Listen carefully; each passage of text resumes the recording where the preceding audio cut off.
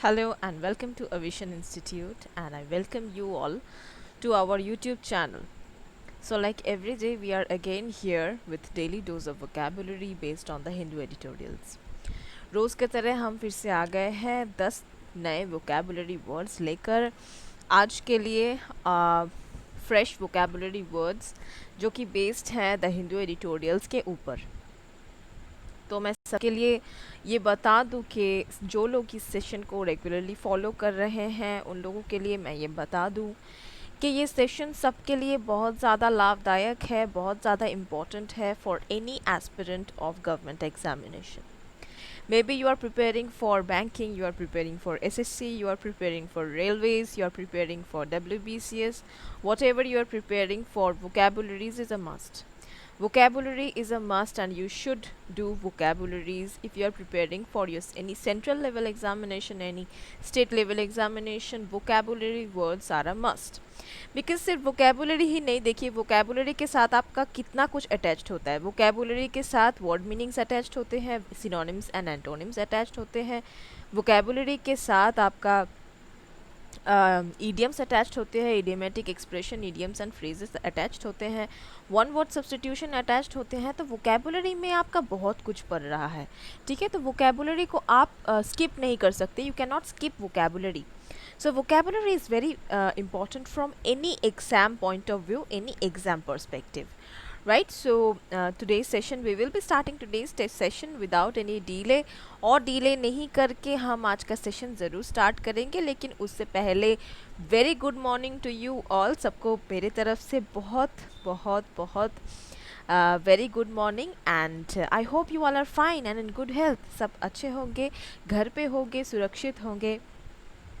और हाँ, मैं एक चीज़ जो बता रही थी, लास्ट कुछ डेज़ जो हमने शुरू किया है, एंड मैं फिर से बता देती हूँ कि आप लोगों के लिए, जो लोग प्रिपेयर कर रहे हो स्पेशली बैंकिंग कोर्सेज, उन लोगों के लिए एक गुड न्यूज़ है। आप सब उन लोगों के लिए गुड न्यूज़ है जो बैंकिंग कोर्सेज के लिए प्रिपेयर कर रहे हो, क्योंकि लगभग जैसे कि आप देखिए SBI PO हो या फिर IBPS PO हो, most of the pattern is same. तो आपका प्रिपरेशन जो है वो, अगर आप SBI PO का प्रिपरेशन कर रहे हो तो IBPS PO का भी आप you can sit for IBPS PO. So as we all know that IBPS PO has released its notification and इनका जो एप्लीकेशन ऑनलाइन एप्लीकेशन है ये भी बंद हो चुका है। अब ऑनलाइन एप्लीकेशन हो चुका है सब कुछ। अब प्रीलिम्स जो है आने वाला है, बस 1 महीने बाकी है प्रीलिम्स में। Prelims is just knocking at the door. तो प्रीलिम्स जो है बस आने ही वाला है। प्रीलिम्स जो है अक्टूबर में है, अब 1 ही महीना बस और बाकी है। अब मैं कह दूं कि जो लोग IBPS PO की प्रिपरेशन कर रहे हैं घर बैठकर, इस पैंडेमिक के टाइम पे हमें ऐसे आप लोगों में से बहुत लोग ये सोच रहे होंगे कि IBPS PO एक ऐसा कोर्स है, it is not at all easy. 3 tier का एग्ज़ाम होता है ये, prelims, mains and interview. It is very difficult to crack if you don't get a good guidance, right. अगर आप अच्छा मेंटोरशिप नहीं पाओगे, तो अच्छा गाइडेंस नहीं पाओगे, तो क्रैक करना इतना ईजी नहीं है।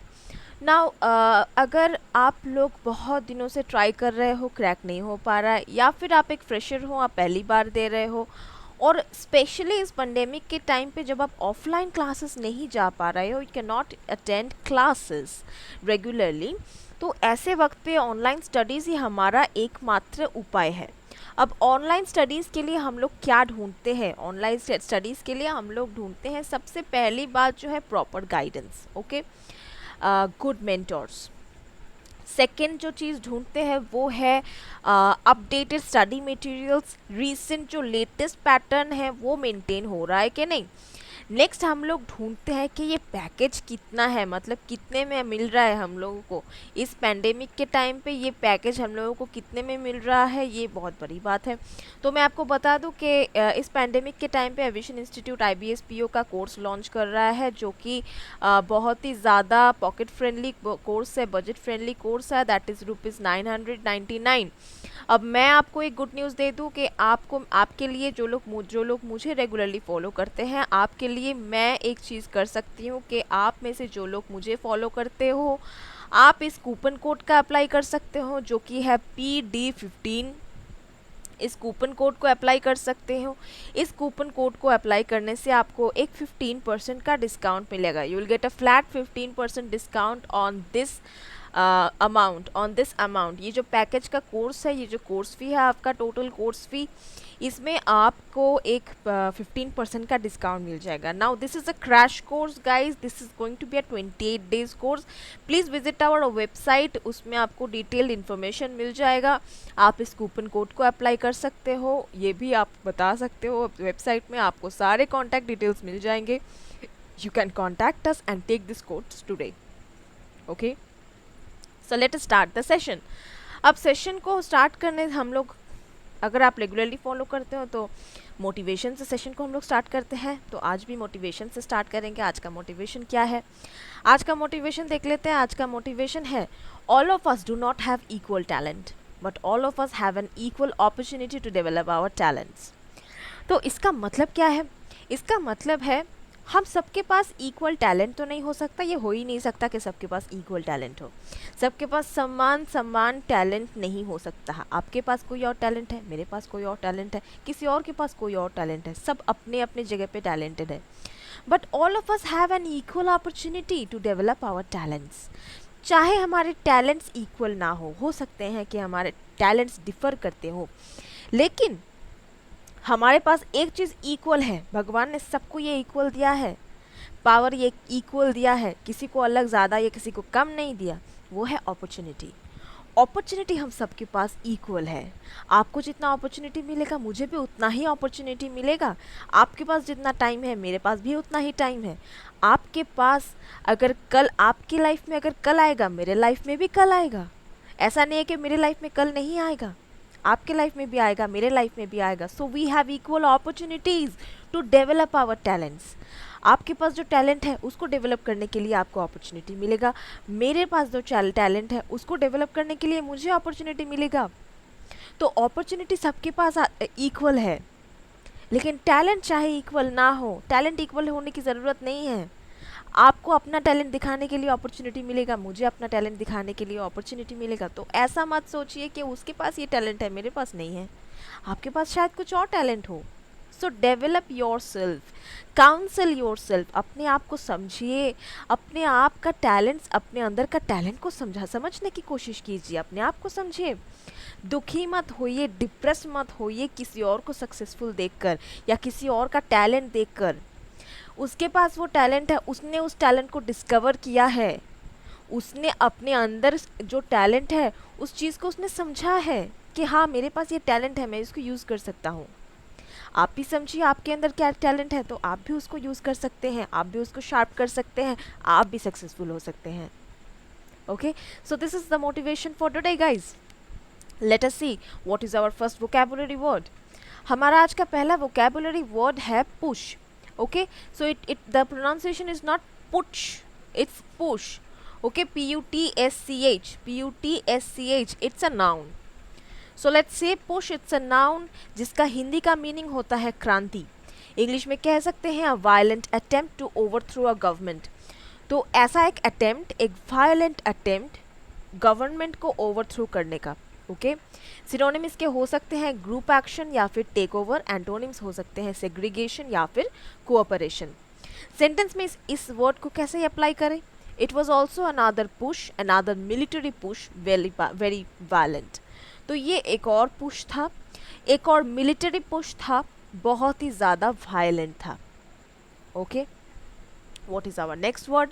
हमारा नेक्स्ट वर्ड है राइथ। ओके, और you can also pronounce it rid, rid or ride, whatever, but it should be rid, not riddy. Okay, rid.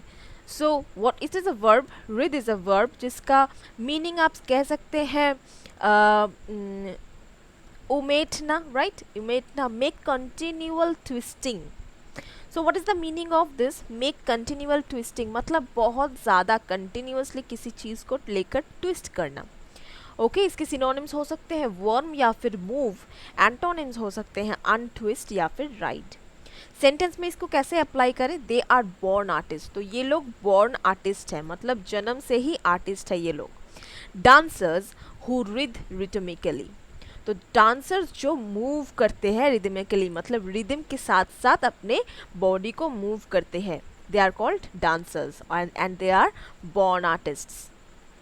So this is our first idiom for today, आज के लिए ये हमारा पहला idiom है। तो इस हफ्ते भी हम लोग बॉडी ईडियम कर रहे हैं guys, if you are aware of it, अगर आप लोगों को ये पता है, नहीं पता है तो फिर से बता देती हूँ, आज के हफ्ते भी हम लोग बॉडी ईडियम्स ही कर रहे हैं। तो आज का बॉडी ईडियम क्या है, आज का बॉडी ईडियम है ओल्ड हैंड। तो ओल्ड हैंड का मीनिंग होता है एक्सपीरियंस्ड पर्सन, ओल्ड हैंड का मीनिंग होता है एक्सपीरियंस्ड पर्सन, मतलब कोई इंसान अगर उसके पास बहुत ज़्यादा एक्सपीरियंस हो उसको कहते हैं ओल्ड हैंड। सेंटेंस में इस इडियम को कैसे अप्लाई करें, Peter is an old hand, Peter एक ओल्ड हैंड है। When analysing the stock market, तो जब वो स्टॉक मार्केट एनालाइज करता है तो पीटर एक ओल्ड हैंड है, मतलब उसके पास स्टॉक मार्केट एनालाइज करने का बहुत एक्सपीरियंस है। Okay, what is our next word? Let's see. Our next vocabulary is inexorable. Inexorable is an adjective जिसका मीनिंग, हिंदी मीनिंग होता है निष्ठुर, इंग्लिश में कह सकते हैं impossible to stop or prevent, कोई चीज़ को प्रिवेंट करना या फिर रोकना इम्पॉसिबल हो तो उसको inexorable कह सकते हैं। सिनोनिम्स इसके हो सकते हैं intransigent या फिर unbending, एंटोनिम्स कह सकते हैं kind या फिर nice। सेंटेंस में इसको कैसे अप्लाई करें, Her inexorable discipline soon made the Shivali a model for the rest of her team. Okay, so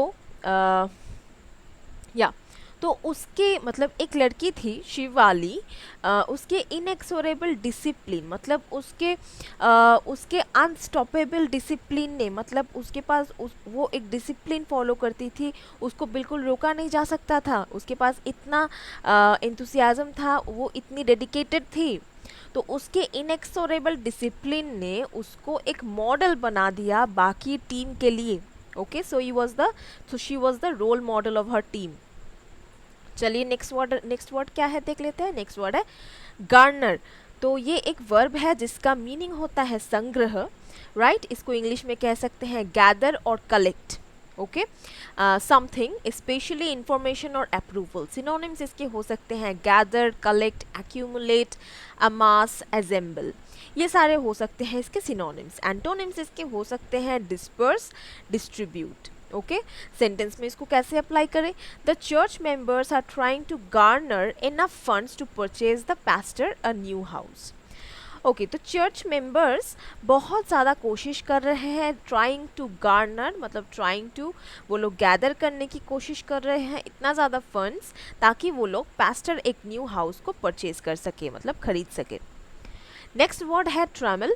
ट्रैमल जो है ये खुद एक नाउन है जिसका मीनिंग होता है रुकावट हिंदी में।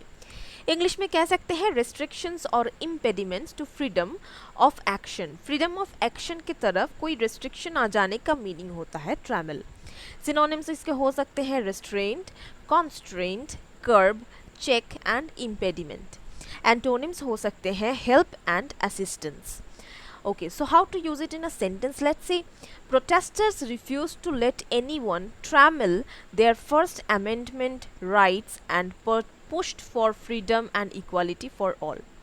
तो प्रोटेस्टर्स ने रिफ्यूज़ किया, जो लोग प्रोटेस्ट कर रहे थे शायद कुछ लोग, उन लोगों ने रिफ्यूज़ किया to let anyone trammel their first amendment rights. तो किस चीज़ के ऊपर प्रोटेस्ट किया, टू लेट एनीवन ट्रैमल, तो कोई अपना फर्स्ट अमेंडमेंट राइट्स को रिस्ट्रेन किया। Anyone restrain the first amendment rights, मतलब कोई अपने फर्स्ट अमेंडमेंट राइट्स को ना रोके। ओके, ना रोके। And pushed for freedom and equality for all, और उन लोगों ने क्या पुश किया कि सबको इक्वल, सबके लिए जो है सब कुछ इक्वल होना चाहिए, और फ्रीडम भी बहुत ज़्यादा इम्पोर्टेंट है। ओके, नेक्स्ट वर्ड क्या है, डायनामिज्म। डायनामिज्म जो है ये एक नाउन है जिसका मीनिंग होता है गतिशीलता। या फिर इसको इंग्लिश में कह सकते हैं द फैक्ट ऑफ टू और मोर इवेंट्स और सर्कमस्टांसेस हैपनिंग और existing at the same time. तो एक ही टाइम पे दो या दो से ज़्यादा इवेंट या फिर सर्कमस्टांसेस जो हो रहा है उसको कह सकते हैं डायनामिज्म। सिनोनिम्स इसके हो सकते हैं beans, bounce, dash, drive, energy, Spirit. Antonyms हो सकते हैं लेथर्जी, स्लगिशनेस, टॉर्पिडिटी। तो इसको सेंटेंस में कैसे यूज करें? Voters were attracted to the young challengers dynamism, charisma and progressive ideas. तो वोटर्स, जो लोग वोट कर रहे थे, वो लोग एक यंग चैलेंजर के डायनामिज्म से, मतलब गतिशीलता से वो लोग बहुत ज़्यादा अट्रैक्ट हो गए थे। वोटर्स एक यंग चैलेंजर था, उसके डायनामिज्म को देख के, उसके चैरिज्मा को देखकर और उसके प्रोग्रेसिव आइडियाज़, मतलब उसके डिफरेंट प्रोग्रेस करने वाले आइडियाज़ को देखकर सब अट्रैक्ट हो रहे थे। So this is our next idiom for today. क्या है ये? तो पहले बता दें कि ये फिर से एक बॉडी एडियम है। ये बॉडी एडियम है, हम लोग बॉडी एडियम कर रहे हैं। Over my dead body. तो ओवर माई डेड बॉडी का मीनिंग क्या है? मीनिंग है to do anything to prevent something from happening, या फिर an exaggerated way of saying absolutely not. तो एग्जैजरेटेड वे मतलब कोई चीज़ को थोड़ा बढ़ा के बोलना, ठीक है। तो बढ़ा के हम बोलना चाहते हैं एब्सोल्युटली नॉट, मतलब बिल्कुल नहीं। अगर मैं बिल्कुल नहीं बोलना चाहती हूँ और इसको मैं थोड़ा रूडली बोलना चाहती हूँ तो मैं बोल सकती हूँ ओवर माई डेड बॉडी। तो मैं एक चीज़ को ना बोलने के लिए या मैं एक चीज़ को रोकने के लिए, to prevent something from happening, तो कोई चीज़ होने वाला है उसको मैं रोकने के लिए किसी भी लिमिट तक जा सकती हूँ। इसको कह सकते हैं, इस मीनिंग के इडियम को कह सकते हैं over my dead body. Okay, तो ओवर माई डेड बॉडी कैसे यूज़ करेंगे सेंटेंस में? My son wanted to get a face tattoo. तो मेरे बेटे को एक फेस में टैटू करवाना था, अपने फेस में। But I told him over my dead body. तो मैंने बिल्कुल मना कर दिया। अब बिल्कुल मना कर दिया ये तो आप इंग्लिश में लिख ही सकते हो, लेकिन अगर आपको ईडियम से लिखना हो तो आप क्या कह सकते हो? But I told him over my dead body. मतलब तुमको लिखना बिल्कुल नहीं है। अगर लिखना हो तो तुमको मतलब मेरे डेड बॉडी के ऊपर से जाना पड़ेगा। This is the inner meaning, और यू कैन से दिस। तो बिल्कुल मना करने का मतलब अगर ये करोगे तो अच्छा नहीं होगा, बिल्कुल तुम ये नहीं कर सकते। ये सब चीज़ों को अगर आपको समझाना हो तो इस ईडियम से आप समझा सकते हो, ऐसे लिख सकते हो, I told him over my dead body. Okay, so next word क्या है हमारा? नेक्स्ट वर्ड है प्लूरलिज्म। प्लूरलिज्म खुद एक नाउन है जिसका मीनिंग होता है बहुलवाद। ओके, इंग्लिश में क्या कह सकते हैं? द क्वालिटी और state of being plural. Synonyms इसके हो सकते हैं more than one, double, multiple, ये सारे सिनोनिम्स। एंटोनिम्स हो सकते हैं single, only one, one at a time, ये सारे हो सकते हैं एंटोनिम्स। तो सेंटेंस में इसको कैसे यूज़ करें देख लेते हैं। सेंटेंस में इसको यूज़ कर सकते हैं, he spoke of the benefits of cultural pluralism. तो उसने बात किया कल्चरल प्लूरलिज्म के बेनिफिट्स के ऊपर। तो कल्चरल प्लूरलिज्म के कितने बेनिफिट्स होते हैं इसके ऊपर उसने बात किया। Okay, so what is next? Let's see, हमारा नेक्स्ट वर्ड है laudable. Laudable is itself an adjective जिसका मीनिंग होता है प्रशंसनीय। इंग्लिश में कह सकते हैं डिजर्विंग ऑफ हाई रिगार्ड और ग्रेट अप्रूवल। सिनोनिम्स इसके हो सकते हैं admirable, applaudable, commendable, credible, estimable. Okay, antonyms इसके हो सकते हैं सेंस्यूरेबल, डिस्क्रेडिटेबल, ओके, रेप्रिहेंसिबल। सेंटेंस में कैसे यूज़ करें लॉडेबल को? लॉडेबल को यूज़ कर सकते हैं सेंटेंस में ऐसे, you showed laudable restraint in dealing with that ridiculously demanding customer. तो तुमने एक रिडिक्यूलसली डिमांडिंग कस्टमर के साथ you showed laudable restraint. Okay, तो लॉडेबल रिस्ट्रेंट तुमने दिखाया। लॉडेबल मतलब you showed high great disapproval, great approval मतलब तुमको ऐसे इतना अप्रूव नहीं करना चाहिए। ओके, तो रिडिक्यूलसली डिमांडिंग था ये कस्टमर, वो कस्टमर बहुत ज़्यादा डिमांड कर रही थी, तो तुमको उसके साथ ऐसे लॉडेबल रेस्ट्रेंट के साथ डील नहीं करना चाहिए था, तुमको और स्ट्रिक्ट होना चाहिए था। Okay, next is fervour. Fervour का मीनिंग, फर्वर एक नाउन है जिसका मीनिंग होता है जोश। इंग्लिश में कह सकते हैं great warmth and earnestness of feeling. Synonyms इसके हो सकते हैं ardour, passion and zeal. Antonyms हो सकते हैं इम्पैसिवनेस, इम्पैसिविटी, इनसेंसिबिलिटी या फिर इनसेंसिबलनेस। ओके, तो सेंटेंस में इसको कैसे यूज़ करें? Surprised by the fervour that her parents old love letters contained when she discovered them in the attic। तो उसके फर्वर से सरप्राइज हो गए, मतलब उसके फीलिंग देखकर सरप्राइज हो गए। That her parents old letters contained, तो उसके पेरेंट्स के कुछ ओल्ड लव लेटर्स उसको मिले एटिक में से। जब उसने वो डिस्कवर किया तो उसके सरप्राइज, उसके फर्वर जो था देखने लायक था। मतलब उसकी जो फीलिंग था, उसका जो पैशन था उसके फेस पर, जब उसको अपने पेरेंट्स का लव लेटर मिला पुराना वाला एटिक में से। Attic means you can say अलमीरा और अ शेल्फ। सो एटिक में से उसको जब मिला तो उसका फर्वर तो जो था, उसका सरप्राइज होकर उसके जो फर्वर था वो देखने लायक था। तो चलिए, हमारा आज का लास्ट वोकैबुलरी वर्ड क्या है? लास्ट वोकैबुलरी वर्ड है इवेंजलाइज। इवेंजलाइज जो है ये खुद एक नाउन है जिसका मीनिंग होता है इंजील, या फिर इंग्लिश में कह सकते हैं टू ट्राई टू कन्वर्ट। तो कन्वर्ट करना, ओके, किसी ग्रुप को या एरिया को टू अ डिफरेंट रिलीजन। तो किसी डिफरेंट रिलीजन में, एक रिलीजन से कोई डिफरेंट रिलीजन में कन्वर्ट करना। स्पेशली क्रिश्चियनिटी को कहते हैं कि क्रिश्चियनिटी में जो लोग कन्वर्टेड हो जाते हैं उन लोगों को इवेंजलाइज कहते हैं। सिनोनिम्स इसके हो सकते हैं lecture, preach, preachify, sermonize. Antonyms हो सकते हैं dissuade, endure, hold, idle, keep. ये सारे हो सकते हैं antonyms. How to use it in a sentence? Let's say the missionaries set out to evangelize the world. तो मिशनरीज क्या कर रहे थे? मिशनरीज का मोटिव था पूरे वर्ल्ड को इवेंजलाइज करना, मतलब क्रिश्चियनिटी में कन्वर्ट करना। Okay, so this is our last idiom for today. ये एक बॉडी ईडियम है, क्या है देख लेते हैं। PAT on the back. PAT on the back का मीनिंग होता है गिव रिकॉग्निशन। तो किसी चीज़ का रिकॉग्निशन आपको मिले, मतलब ऐसे होता है कि जैसे अरे वाह तुमने बहुत अच्छा खाना बनाया, अरे वाह तुमको तो ये बहुत अच्छा, तुमने तो ये बहुत अच्छा काम किया, तुम तो ये काम बहुत माहिर हो, तुम तो इस काम में, right. So this is recognition.